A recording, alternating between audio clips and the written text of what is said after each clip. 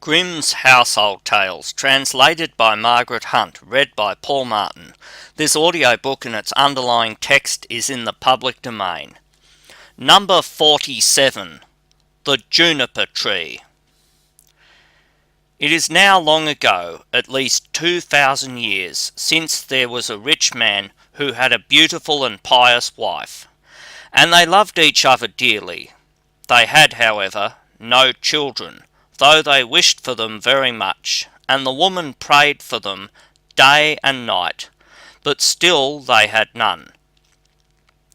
Now there was a courtyard in front of their house, in which was a juniper tree, and one day in winter the woman was standing beneath it, paring herself an apple, and while she was paring herself the apple, she cut her finger, and the blood fell on the snow. "Ah," said the woman, and sighed heavily, and looked at the blood before her, and was most unhappy. "Ah, if I had but a child as red as blood, and as white as snow." And while she thus spoke, she became quite happy in her mind, and felt just as if that were going to happen. Then she went into the house, and a month went by, and the snow was gone, and 2 months, and then everything was green, and 3 months, and then all the flowers came out of the earth, and 4 months, and then all the trees in the wood grew thicker, and the green branches were all closely entwined, and the birds sang until the wood resounded and the blossoms fell from the trees. Then the 5th month passed away, and she stood under the juniper tree, which smelled so sweetly that her heart leapt, and she fell on her knees and was beside herself with joy. And when the 6th month was over, the fruit was large and fine, and then she was quite still, and the 7th month she snatched at the juniper berries and ate them greedily. Then she grew sick and sorrowful.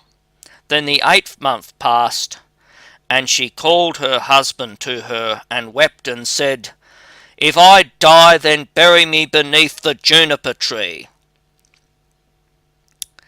Then she was quite comforted and happy until the next month was over, and then she had a child as white as snow and as red as blood.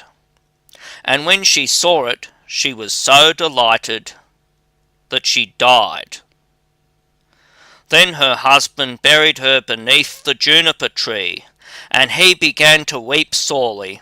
After some time he was more at ease, and though he still wept, he could bear it, and after some time longer he took another wife. By the second wife he had a daughter named Marlinken, but the first wife's child was a little son, and he was as red as blood and as white as snow.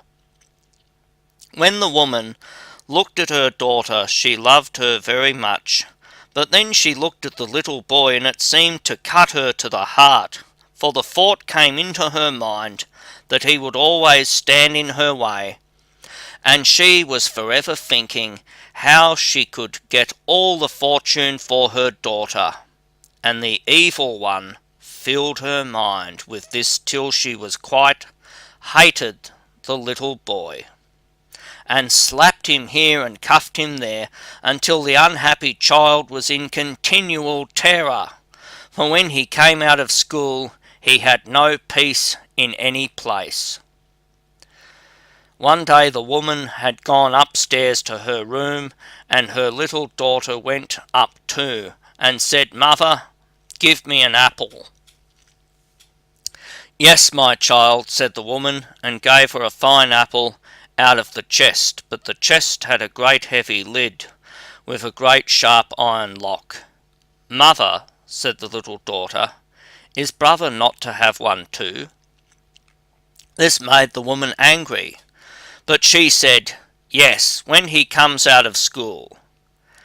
And when she saw from the window that he was coming, It was just as if the devil entered into her, and she snatched at the apple and took it away from her daughter and said, "You shall not have one before your brother."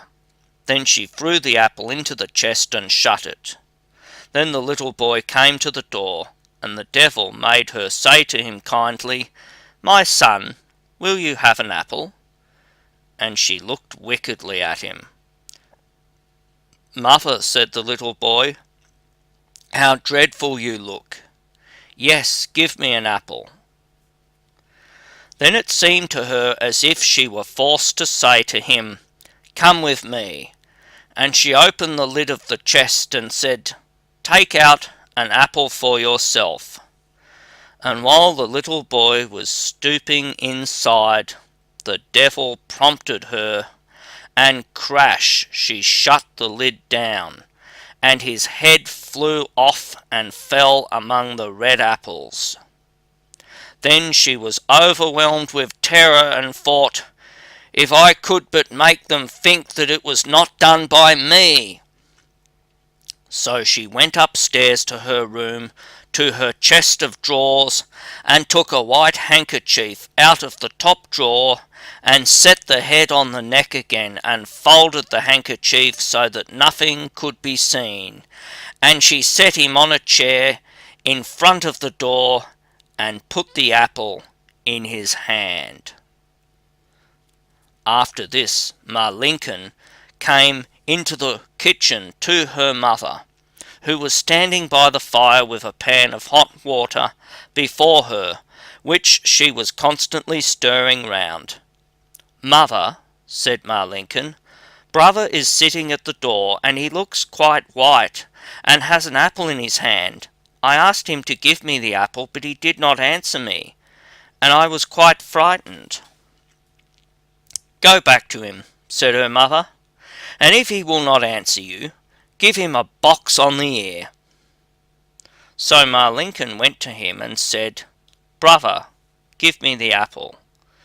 But he was silent, and she gave him a box on the ear, on which his head fell down. Lincoln was terrified, and began crying and screaming, and ran to her mother and said, "Alas, mother, I have knocked my brother's head off." And she wept and could not be comforted. "Lincoln," said the mother, "what have you done? But be quiet and let no one know it. It cannot be helped now. We will make him into black puddings." Then the mother took the little boy and chopped him in pieces, put him into the pan, and made him into black puddings. But Lincoln stood by weeping and weeping, and all her tears fell into the pan, and there was no need of any salt. Then the father came home and sat down to dinner and said, "But where is my son?" And the mother served up a great dish of black puddings, and Lincoln wept and could not leave off. Then the father again said, "But where is my son?" "Ah," said the mother, "he has gone across the country to his mother's great uncle. He will stay there a while." "And what is he going to do there? He did not even say good-bye to me." "Oh, he wanted to go, and asked me if he might stay 6 weeks. He is well taken care of there." "Ah," said the man, "I feel so unhappy. It's not right what he's done. He ought to have said good-bye to me." With that he began to eat and said, "Lincoln, why are you crying? Your brother will certainly come back." Then he said, "Ah, wife, how delicious this food is. Give me some more." And the more he ate, the more he wanted to have. And he said, "Give me some more. You shall have none of it. It seems to me as if it were all mine."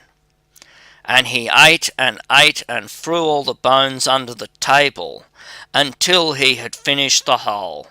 But Lincoln went away to her chest of drawers, and took her best silk handkerchief out of the bottom drawer, and got all the bones from beneath the table, and tied them up in her silk handkerchief, and carried them outside the door, weeping tears of blood. Then the juniper tree began to stir itself, and the branches parted and moved together again, just as if someone was rejoicing and clapping his hands. At the same time a mist seemed to arise from the tree, and in the centre of this mist it burned like a fire, and a beautiful bird flew out of the fire singing magnificently, and he flew high up in the air, and when he was gone, the juniper tree was just as it had been before, and the handkerchief with the bones was no longer there. Marlinken, however, was as gay and happy as if her brother were still alive, and she went merrily into the house and sat down to dinner and ate. But the bird flew away and lighted on a goldsmith's house, and began to sing, "My mother, she killed me. My father, he ate me. My sister, little Marlinken, gathered together all my bones, tied them in a silken handkerchief, laid them beneath the juniper tree. Coo-it, coo-it, what a beautiful bird am I." The goldsmith was sitting in his workshop making a gold chain, when he heard the bird which was sitting singing on his roof, and very beautiful the song seemed to him. He stood up, but as he crossed the threshold, he lost one of his slippers. But he walked right up the middle of the street with one shoe on and one sock. He had his apron on, and in one hand he had the gold chain, and in the other his pincers, and the sun was shining brightly on the street. Then he went right over and stood still, and said to the bird, "Bird," said he then, "how beautifully you can sing. Sing me that piece again." "No," said the bird, "I'll not sing it twice for nothing. Give me the golden chain, and then I will sing it again for you." "There," said the goldsmith, "there is the golden chain for you. Now sing me that song again." Then the bird came and took the golden chain in his right claw, and went and sat in front of the goldsmith and sang, "My mother, she killed me. My father, he ate me. My sister, little Marlinken, gathered together all my bones, tied them in a silken handkerchief, laid them beneath the juniper tree. Coo-it, coo-it, what a beautiful bird am I." Then the bird flew away to a shoemaker and lighted on his roof and sang, "My mother, she killed me. My father, he ate me. My sister, little Marlinken, gathered together all my bones, tied them in a silken handkerchief, laid them beneath the juniper tree. Coo-it, coo-it, what a beautiful bird am I." The shoemaker heard that and ran outside before even putting on a coat, and looked up at his roof and was forced to hold his hand before his eyes lest the sun should blind him. "Bird," said he, "how beautifully you can sing." Then he called in at his door, "Wife, just come outside, there is a bird. Look at that bird, he can sing so well." Then he called his daughter and children and apprentices, boys and girls, and they all came up the street and looked at the bird and saw how beautiful he was, and what fine red and green feathers he had, and how like real gold his neck was, and how his eyes shone like stars. "Bird," said the shoemaker, "now sing me that song again." "Nay," said the bird, "I do not sing twice for nothing. You must give me something." "Wife," said the man, "go to the garret. On the top shelf there stands a pair of red shoes. Bring them down." Then the wife went and brought the shoes. "There, bird," said the man, "now sing me that piece again." Then the bird came and took the shoes in his left claw and flew back on the roof and sang, "My mother she killed me, my father he ate me, my sister, little Ma Lincoln, gathered together all my bones, tied them in a silken handkerchief, laid them beneath the juniper tree, Coo-wit, coo-wit, what a beautiful bird am I."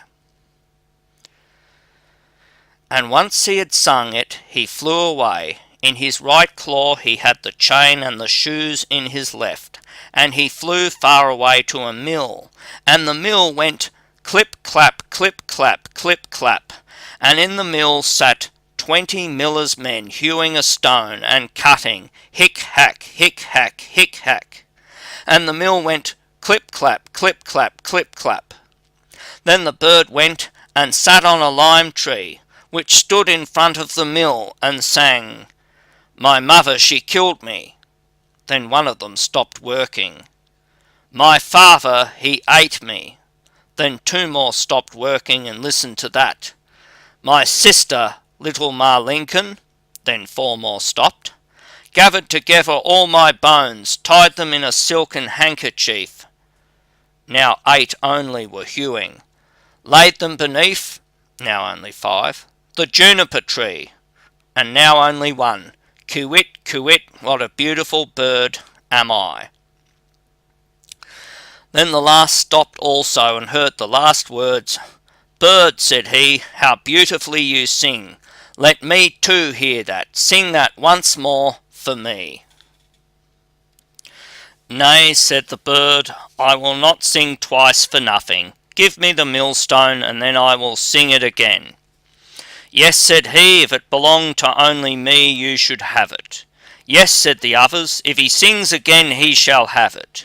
Then the bird came down, and the 20 millers all set to work with a beam and raised the stone up. And the bird stuck his neck through the hole, and put the stone on as if it were a collar, and flew on to the tree again, and sang, "My mother she killed me, my father he ate me, my sister little Ma Lincoln gathered together all my bones, tied them in a silken handkerchief, laid them beneath the juniper tree, Coo-wit, coo-wit, what a beautiful bird am I." And when he was done singing, he spread his wings, and in his right claw he had the chain, and in his left the shoes, and round his neck the millstone, and he flew far away to his father's house. In the room sat the father, the mother, and Ma Lincoln at dinner, and the father said, "How light-hearted I feel, how happy I am." "Nay," said the mother, "I feel so uneasy, just as if a heavy storm were coming." Ma Lincoln, however, sat weeping and weeping, and then came the bird flying, and as it seated itself on the roof, the father said, "Ah, I feel so truly happy, and the sun is shining so beautifully outside. I feel just as if I were about to see some old friend again." "Nay," said the woman, "I feel so anxious, my teeth chatter, and I seem to have fire in my veins." And she tore her bodice open, but Ma Lincoln sat in a corner crying, and held her apron over her eyes, and cried till it was quite wet. Then the bird sat on the juniper tree and sang, "My mother she killed me." Then the mother plugged her ears and shut her eyes, and would not see or hear, but there was a roaring in her ears like the most violent storm, and her eyes burned and flashed like lightning. "My father he ate me." "Ah, mother," says the man, "that is a beautiful bird. He sings so splendidly, and the sun shines so warm, and there is a smell just like cinnamon." "My sister, little Ma Lincoln." Then Ma Lincoln laid her head on her knees and wept without ceasing. But the man said, "I am going out. I must see the bird quite close." "Oh, don't go," said the woman. "I feel as if the whole house was shaking and on fire." But the man went out, and looked at the bird. Gathered together all my bones, tied them in a silken handkerchief, laid them beneath the juniper tree, Kywitt, kywitt, what a beautiful bird am I. On this the bird let the golden chain fall, and it fell exactly round the man's neck, and so exactly round that it fitted beautifully. Then he went in and said, "Just look what a fine bird that is, and what a handsome gold chain he has given me, and how pretty he is." But the woman was terrified, and fell down on the floor in the room, and her cap fell off her head. Then sang the bird once more, "My mother, she killed me. If only I were 1,000 feet beneath the earth so as not to hear that. My father, he ate me." Then the woman fell down again as if dead. "My sister, little Marlinken." "Ah," said Marlinken, "I too will go out and see if the bird will give me anything." And she went out, gathered together all my bones, tied them in a silken handkerchief. Then he threw down the shoes to her, laid them beneath the juniper tree, Kywitt, kywitt, what a beautiful bird am I. Then she was light-hearted and joyous, and she put on the new red shoes and danced and leaped into the house. "Ah," said she, "I was so sad when I went out, and now I am so light-hearted. That is a splendid bird.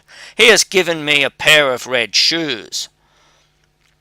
"Well," said the woman, and sprang to her feet, and her hair stood up like flames of fire. "I feel as if the world were coming to an end. I too will go out and see if my heart feels lighter."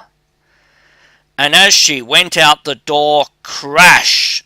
The bird threw down the millstone on her head, and she was entirely crushed by it. The father and Marlinken heard what happened, and went out, and smoke, flames, and fire were rising. And when that was over, there stood the little brother, and he took his father and Marlinken by the hand, and all three were right glad, and they went into the house for dinner and ate. Grimm's Household